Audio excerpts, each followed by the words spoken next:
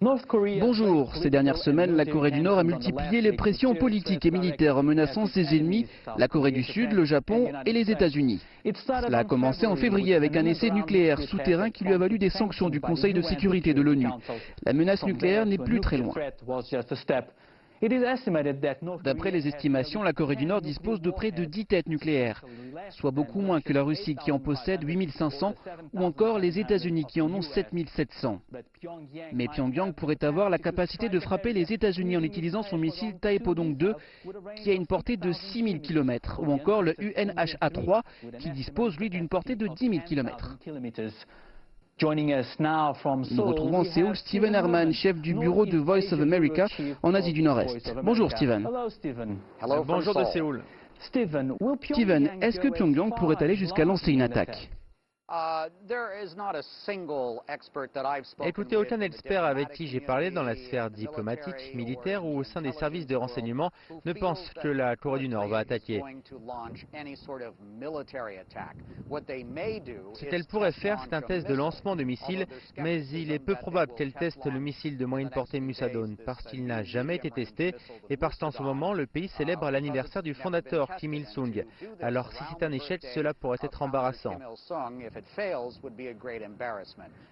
Mais pour l'instant, la Corée du Nord laisse tout le monde dans l'incertitude, donc on ne peut pas prévoir ce qui peut se passer, mais une guerre semble peu probable pour l'instant.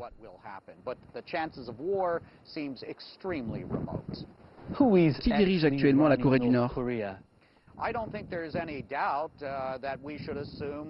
Là-dessus, je pense qu'il n'y a aucun doute, c'est le leader Kim Jong-un, petit-fils du fondateur Kim Il-sung. En Corée du Nord, le lien du sang est très important. C'était le cas avec les rois pendant des siècles et donc il n'y a pas vraiment de doute, même s'il est très jeune et que ce qu'on entend sur lui, c'est qu'il est inexpérimenté, fou, diabolique même.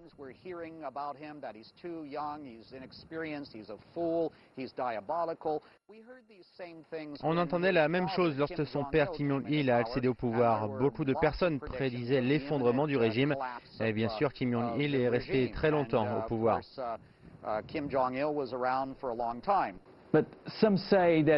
Mais certains disent que la Chine serait à l'origine de cette crise et que la principale cible serait le Japon, pour des intérêts pétroliers et le contrôle d'îles dans le Pacifique. Qu'en pensez-vous ?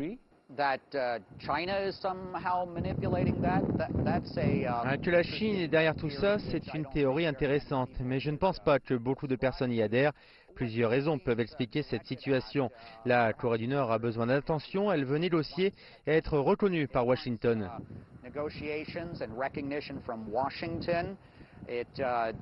Elle veut être prise au sérieux et aussi obtenir de l'aide, même si cette aide doit venir de Washington ou de Séoul. En provoquant ainsi et en laissant le pays dans cet état de guerre imminente, elle pourrait causer des dommages à l'économie, ici, dans le Sud. Peut-être que la Corée du Nord tente d'obtenir des concessions de la nouvelle présidente de la Corée du Sud, Park Geun-hye, pour peut-être obtenir à nouveau une aide alimentaire que plusieurs de ses prédécesseurs lui fournissaient il y a quelques années. Steven, merci beaucoup. Je vous en prie.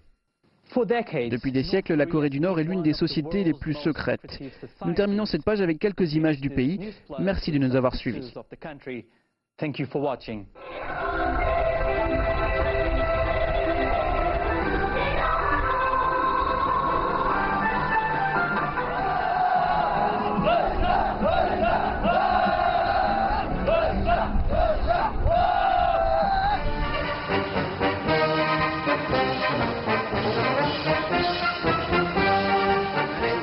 정권들이 적신에 단숨에 타고 물어보시며 펄펄 난다고 가르쳐 주시었습니다.